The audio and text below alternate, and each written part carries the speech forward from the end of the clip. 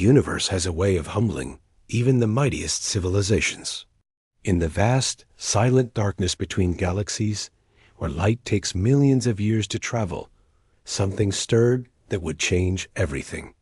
This is a story about hope found in the most unexpected place, about ancient legends that turned out to be real, and about the day when those who thought themselves abandoned discovered they had never been alone. Captain Theron Vask of the Meridian Coalition stood on the observation deck of the celestial fortress Omega Prime, watching another star system die. His silver, scaled skin reflected the dim emergency lighting, and his triple eyelids blinked slowly, processing the horror before him. Theron belonged to the Kulrafi, a species that had mastered space travel when humans were still learning to make fire. He had witnessed many terrible things in his 4 centuries of life, but nothing compared to this. The Ravagers had come 6 months ago. No one knew what they wanted or where they came from. They simply appeared at the edge of known space like a plague of locusts, fashioned from living metal and pure hatred. Their ships were massive, organic-looking things that seemed to grow rather than be built. They consumed everything in their path, breaking down matter itself and leaving behind only an empty, starless void. Planets, stars, entire solar systems, nothing survived their insatiable hunger. Beside Theron stood his tactical officer, Lieutenant Dennis Surith, a member of the crystalline Prismara race. Her body, which normally refracted light into brilliant rainbow patterns, was now muted and dark. She had lost her entire family when the Ravagers destroyed her homeworld just 3 weeks ago. "Sir, we have confirmation from the 7th Fleet," she said, her voice like the sound of wind chimes breaking. "They are gone. All 200 ships." Theron felt his heart sink deeper into a cold abyss. The Meridian Coalition had begun this conflict with over 5,000 warships, representing 19 different species. Now, they had fewer than 900 vessels left, and more were being destroyed every single day. The Ravagers did not negotiate. They did not communicate. They showed no weakness. They just kept coming, wave after relentless wave, learning from every battle, adapting to every weapon used against them. On the tactical display, red markers showed Ravager positions spreading like a cancer across the star map. Each red dot represented a fleet of at least 50 enemy vessels. Blue markers showed coalition forces, and there were far, far too few of them. Green markers indicated civilian evacuation routes then, desperate lines of hope stretching toward the core worlds, where billions waited to hear if they would live or die. How long until they reached the Helix Gate? Theron asked, already knowing he would not like the answer. The Helix Gate was an ancient jump point, the only passage connecting this entire sector to the inner colonies. If the Ravagers took control of it, nothing would stop them from reaching the very heart of Coalition space. 18 hours at their current speed, Denna replied. "Maybe 20 if we can slow them down." Her tone made it brutally clear she didn't believe they could slow anything down anymore. They had tried everything. Plasma weapons, quantum torpedoes, gravitational mines, even biological attacks. Nothing worked for long. The Ravagers adapted within hours, sometimes minutes.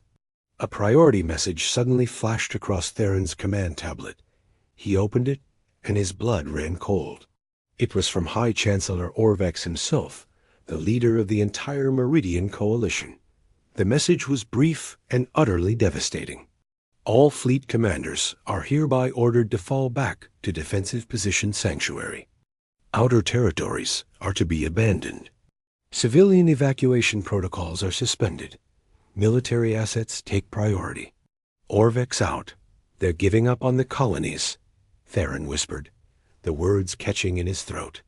Denna turned to look at him, her crystalline features etched with shock and disbelief. "Sir, there are over 40 billion civilians in the outer territories. If we abandon them, the Ravagers will slaughter them all." "I know," Theron said quietly, his voice heavy with the weight of that truth. He looked out at the stars again, at the beautiful, endless ocean of light that had been his home for so long. Somewhere out there, in those territories now being abandoned, were worlds he had visited, people he had known, children who still believed with all their hearts that the Coalition would save them. But we cannot save everyone. Not anymore. The bridge crew around them had fallen silent, every officer listening. They were from 6 different species, all of them hardened veterans of this terrible war, all of them now understanding that this moment marked the beginning of the end. They had fought so hard, sacrificed so much, and still it was not enough. What about the humans? Asked Ensign Breck Thoval, a young Torvin with 4 arms and eyes that still held a spark of hope. Has there been any word from Earth? The question hung in the air like a ghost. Earth had gone silent 11 months ago, right after the Ravagers had hit their sector in overwhelming force. The last transmission from humanity had been strange, cryptic, and unforgettable. We remember the ancient covenants. We will answer the call when the hour is darkest. Hold fast. Then, nothing, just static and silence. Most Coalition species had assumed the humans were dead or destroyed. Humanity was one of the newest members of the Meridian Coalition, having only joined 70 years ago. Many of the older, more advanced races considered them primitive. They still used kinetic weapons and fusion drives instead of the sophisticated energy technology that other civilizations favored. Their ships were bulky, slow, and ugly compared to the elegant vessels of the Presmara or the bioorganic craft of the Solorn. But Theron remembered something about humans that others seemed to forget. He had served alongside human crews during the border conflicts with the Krill Empire 15 years ago. What humans lacked in technology, they more than made up for in sheer, stubborn refusal to accept defeat. He had watched a human destroyer, with half its hull blown away, continue fighting for 3 more hours, its crew manually loading torpedoes and firing them through breaches in their own armor. He had seen human soldiers hold a position against odds that would make any sane species retreat, simply because they had promised to hold it. No word from Earth, Theron finally answered, the words feeling false even as he spoke them. We must assume they fell like so many others, but a sliver of doubt remained. The humans had said they would answer when the hour was darkest. Well, it didn't get much darker than this. Begin preparing the fleet for retreat, he ordered, his voice resonating with a finality that crushed the remaining hope on the bridge. All ships are to make ready for jump to sanctuary position. We leave in 6 hours. As his crew moved to carry out the orders, their movements slow and heavy with despair, Theron stayed at the window. He watched the distant, dying stars and wondered if anyone would even remember the Meridian Coalition after the Ravagers finished consuming everything they had ever built. He wondered if hope was just another word for delusion. And in the deepest part of his soul, he wondered if an ancient promise, made by a young and stubborn race, was about to be broken. Or if the darkest hour was only just beginning. Thank you for watching. If you enjoyed this story, be sure to hit that like button and subscribe so you don't miss what happens next. We'll see you in the next chapter. The evacuation of Omega Prime was chaos wrapped in military procedure. I stood on the command deck, watching as thousands of ships began their departure sequence. It was a river of light, a desperate exodus streaming away from the massive fortress that had been our stronghold for 3 long months. Civilian transports mingled with military frigates, all of them running from an enemy that seemed utterly unstoppable. Sir, we are detecting unusual energy readings near the Helix Gate, Anna reported. Her crystalline fingers danced across her console, the rainbow patterns in her body flickering with confusion. It is not matching any Ravager signatures we have on file. I moved to her station, my eyes scanning the data on the holographic display. She was right. The energy pattern was different. It was like background radiation, but with a rhythmic pulse. Could it be a new weapon? I asked, a familiar dread settling deep in my bones. Unknown, she replied, her multifaceted eyes meeting mine. The pattern is consistent with old jump drive technology, the kind used centuries ago before we developed phase shift engines. Sir, nothing uses that technology anymore. It is too slow and inefficient. Before I could even respond, every screen on the bridge went dark. Emergency lights kicked in, bathing the entire deck in a sea of crimson. Officers shouted in alarm as their systems failed one by one. And then, just as suddenly as it began, everything came back online. But something had changed. On the main view screen, text appeared in the common trade language, simple words that made my heart skip a beat. We heard your call. The old debts are not forgotten. Humanity stands with you. What in the void? Breathed Ensign Breck, his forearms frozen over his controls. How did they access our systems? That should be impossible through our security protocols. I didn't answer him. I was staring at the sensor readings now flooding every station. Ships were emerging from jump space near the Helix Gate, hundreds of them, then thousands. But these weren't the sleek, elegant vessels of the Coalition, nor the organic nightmares of the Ravagers. These ships looked ancient, like something pulled from a museum or a history file. They were massive rectangles and cylinders of gray metal, covered in armor plating that seemed absurdly thick. There were no elegant curves, no aesthetic design, just raw, brutal functionality. I am reading over 4,000 vessels, Denna said, her voice shaking. No, wait, more are still coming through. 6,000, 8,000. By the spirits, they just keep coming. On the view screen, the human fleet continued to materialize, spreading out across space like a steel curtain between the Helix Gate and the approaching Ravager forces. Each ship was enormous, dwarfing even our largest dreadnoughts. I noticed something else: names painted in white letters on their hulls: Remembrance, Defiance, Unbroken, Perseverance, Victory. Each name was a statement, a promise, a warning. Sir, we are receiving an audio transmission, said Communications Officer Tyrek. It's coming from the lead human vessel. Should I put it through? Yes, I ordered, my voice barely a whisper. The bridge speakers crackled to life, and a human voice filled the command deck. It was rough and deep, carrying the weight of someone who had seen terrible things and survived them all. This is Fleet Commander Jackson Reeves of the Terran Expeditionary Force to all Coalition vessels in this sector. We apologize for our delayed response. We had some old ghosts to wake up and some promises to keep. The Ravagers have been advancing unopposed for too long. That ends now. All Coalition forces are advised to fall back to safe distance. What happens next is going to get messy. The transmission ended, leaving a stunned silence in its wake. I found my voice first. Tyrek, open a channel to that vessel immediately. When the connection was established, I spoke carefully. Commander Reeves, this is Captain Theron Vask of the Coalition Defense Fleet. We believed Earth had fallen. How is this possible? Where did these ships come from? There was a pause, then laughter. Actual laughter, right here in the middle of a war zone. Captain Vask, humanity learned a long time ago that sometimes you need to remember the old ways. These ships are from our museum fleets, our mothballed reserves, our history. When the Ravagers came, we knew our modern fleet wouldn't be enough. So we went back, way back. Every retired warship, every decommissioned carrier, every old battleship that we kept as a memorial.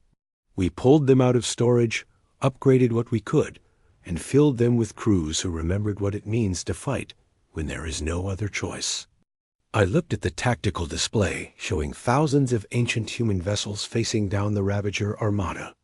The math was still terrible. The Ravagers had over 15,000 ships bearing down on us, and they had already proven themselves nearly invincible. Commander, I appreciate the gesture, but we have thrown everything at the Ravagers. They adapt to every weapon, every tactic. Even with your reinforcements, the numbers are not in our favor. Numbers, Reeves said, and his tone grew dark. Captain, humanity spent most of its history fighting wars where the numbers were not in our favor. We learned to be creative. These ships might be old, but we have made some modifications. The Ravagers adapt energy weapons and high technology. Fine. We brought kinetic weapons. Lots of them. Railguns, mass drivers, good old-fashioned explosives. Sometimes the answer isn't more advanced technology. Sometimes you just need to hit something really, really hard. On the sensors, the Ravager fleet was now visible. A massive swarm of organic-looking vessels that seemed to pulse with malevolent life. They were 15 minutes away from engagement range. I watched as the human fleet began to shift formation, creating layers of ships stacked deep. I recognized the pattern from ancient naval tactics, a battle line designed to maximize firepower while protecting the flanks. All coalition vessels, this is Commander Reeves. You have fought bravely and lost much. Now let us honor your sacrifice by showing these invaders what happens when humanity remembers its wars. When we remember our history of defending not just our own, but those who cannot defend themselves.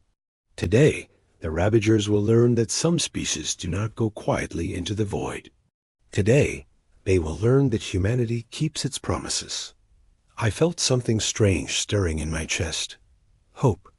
After months of retreat and loss, after watching worlds burn and fleets shattered, I felt hope. Around me, my bridge crew stood straighter, their expressions changing from despair to something resembling determination. Even Denna, who had been drowning in grief since losing her family, seemed to glow a bit brighter. Denna, redirect all remaining coalition forces to support positions behind the human fleet, I ordered. Whatever happens next, we stand with them. My tactical officer nodded, her crystalline hands flying across the controls with renewed energy. Yes, sir. Transmitting orders now. The Ravagers were 10 minutes out. The human fleet remained still, a coiled spring waiting to be released. I wondered what was going through Commander Reeves' mind right now, whether he felt fear or confidence or something else entirely. Then the human ships began to light up, not with energy weapons, but with something far more primal. Running lights appeared along their hulls, illuminating the names painted on each vessel. And from somewhere deep within that ancient fleet, music began to play, transmitted on open channels for everyone to hear. It was a human war song, old and defiant, speaking of battles won against impossible odds. The Ravagers entered weapons range, and the universe held its breath. Thank you for watching. If you enjoyed this story, please like this video, subscribe to the channel, and hit the notification bell so you never miss a new tale from the void. Your support means everything. We'll see you next time.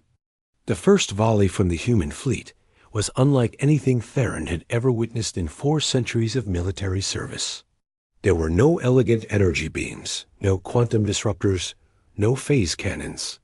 Instead, the ancient human ships opened fire with weapons that hadn't been used in galactic warfare for hundreds of years. Thousands of railguns launched solid metal projectiles at a fraction of light speed. Mass drivers hurled tungsten rods the size of small buildings.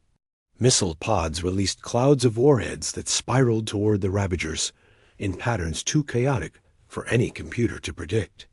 The sound came through the sensor arrays as vibrations that rattled through Omega Prime's hull. It was thunder, pure and simple, the roar of primitive violence unleashed on a scale that defied comprehension. Theron watched the tactical display as those simple metal projectiles slammed into the Ravager fleet with devastating effect. The enemy ships, designed to absorb and adapt to energy weapons, had no defense against chunks of metal moving at tremendous speeds. Their organic hulls ruptured and tore. Their shields, calibrated for exotic particles and quantum effects, simply let the projectiles pass through. They are not adapting, Denna whispered, her voice filled with wonder. Her crystalline body blazed with colors Theron had never seen before, bright yellows and oranges that spoke of joy and disbelief. The Ravagers are trying to adjust their defenses, but there is nothing to adjust to. It is just metal and momentum.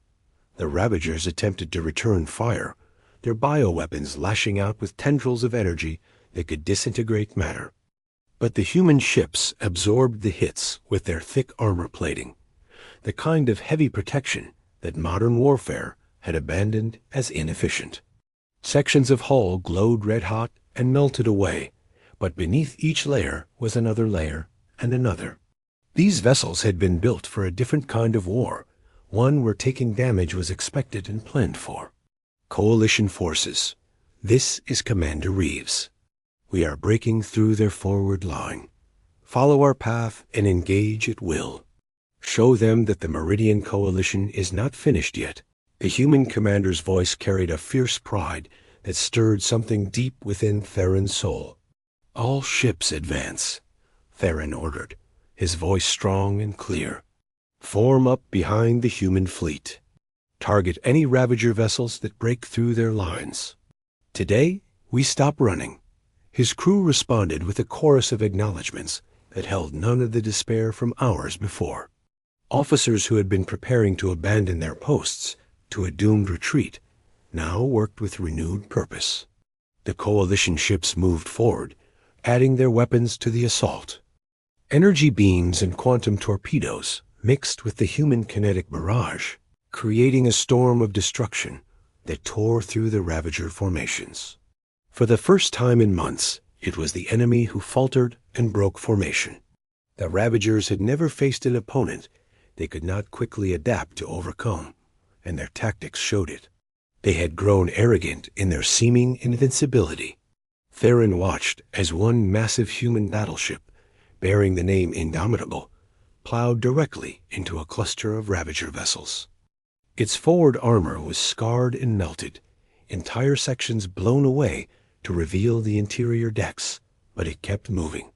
Point defense guns blazed from every angle, filling space with metal fragments that shredded smaller enemy craft. When it was surrounded on all sides, the Indomitable detonated something that the sensors identified as a fusion warhead in its own cargo bay. The explosion vaporized a dozen Ravager ships and created a gap in their battle line, wide enough for 3 coalition frigates to escape through. The Indomitable's crew, Dennis said quietly. They sacrificed themselves to save our ships. Theron nodded, unable to speak past the tightness in his throat. He had judged humanity as primitive, had thought their old ways were obsolete. Now he understood that what he had mistaken for primitive was actually something far more profound.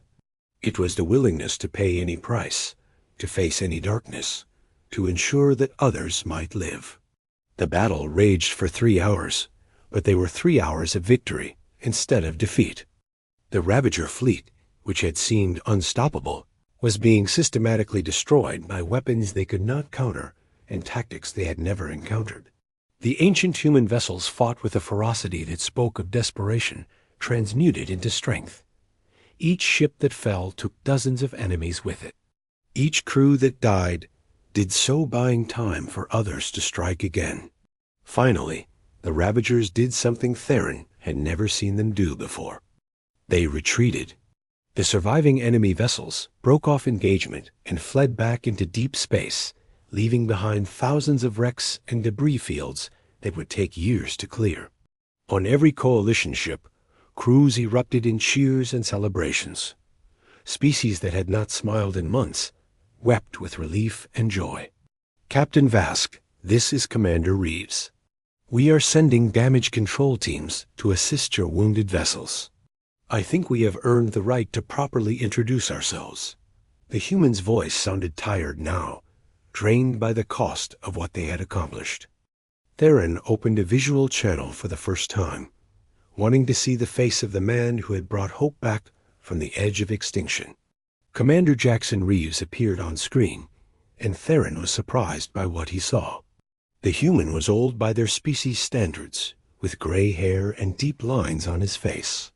He wore a simple uniform with insignia that Theron did not recognize, marks from humanity's past rather than its present. Behind him, the bridge of his ship was scarred and battered, with crew members working frantically to patch holes and restore systems. "Commander Reeves, I owe you and your people a debt that cannot be repaid," Theron said, and he meant every word. "You came when we had given up hope.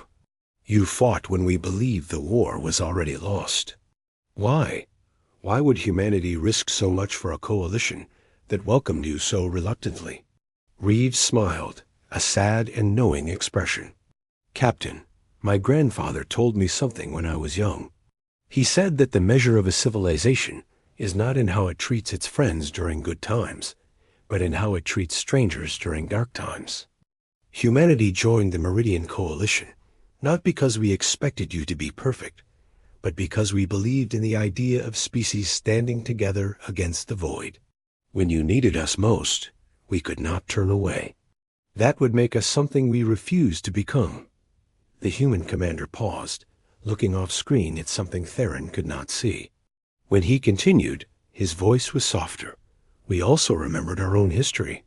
There were times when humanity faced extinction, when we stood alone against threats that should have destroyed us.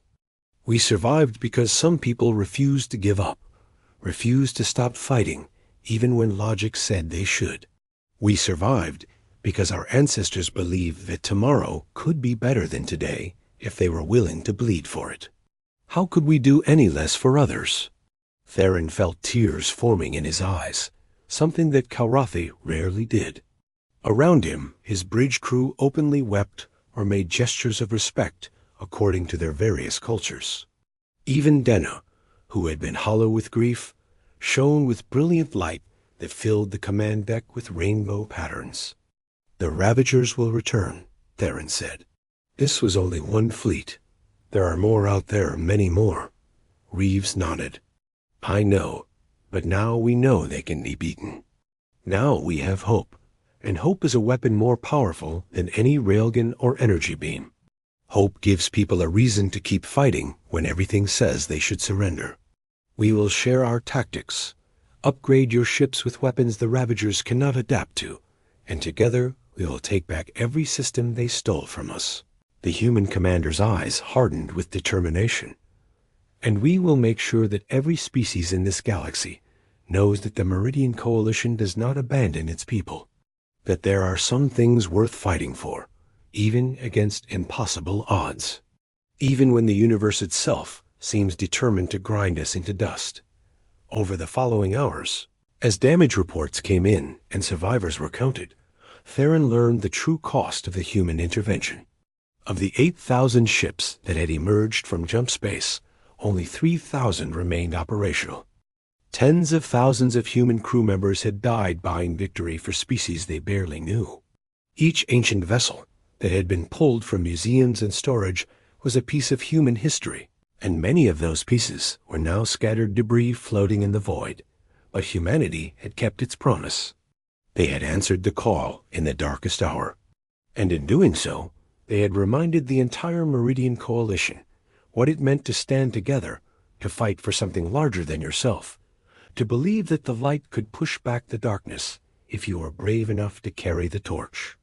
As Theron stood on his observation deck, watching human rescue ships pulling survivors from damaged coalition vessels, he understood something profound. Technology advanced, civilizations rose and fell, but some truths remained eternal. Courage mattered. Sacrifice mattered. Standing beside others in their moment of need mattered. These were the old ways that humanity remembered, and these were the lessons that would carry the Meridian Coalition through the trials ahead. The war was not over, but for the first time in months, Theron believed they could win it. Thanks for watching. If you enjoyed this story, be sure to like, subscribe, and hit that notification bell for more content like this.